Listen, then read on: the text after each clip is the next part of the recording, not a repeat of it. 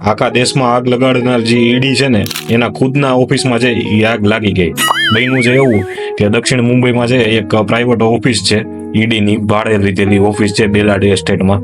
એ ઓફિસમાં છે એ આગ લાગી. રાત્રે 2 વાગે છે એ શનિવારે આગ લાગી. તે બપોરે છે એ 12:30 10 કલાક બાદ છે ને આગ કાબુમાં આવી. ઈડીનું કેવું એવું છે કે આ ઓફિસમાં છે મહત્વના દસ્તાવેજો હતા એ બધા બળી ગયા છે.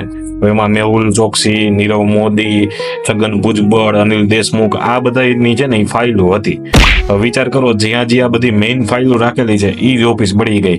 અને પત્રકારોને એવો જવાબ દીધો છે કે મોટા ભાગના ડોક્યુમેન્ટ છે એ ઓનલાઈન છે એટલે રિકવર થાય, પણ એવું નહીં હોય. ઘણી ફાઇલો છે એ ઓફલાઈન જ હશે અને એ જે આમાં બળી ગઈ. એટલે હવે ક્યાંક છે ને થોડાક દિવસ પછી કોર્ટમાં આ ફાઇલો બળી ગઈ એ મુદ્દે કોઈ નિર્દોષ છૂટી જાય તો નવાઈ નહીં રહે. કારણ કે સાહેબના ભાઈબંધુ છે એ ઘણા છે અને ઈડીની મેઇન ઓફિસ જ્યાં એના બેહતા હોય ડાયરેક્ટર ને એ બધા, જ્યાં એનું ઇન્વેસ્ટિગેશન યુનિટ હોય, એ જ ઓફિસમાં આગ લાગી અને 12 કલાક પછી છે કાબુમાં આવી.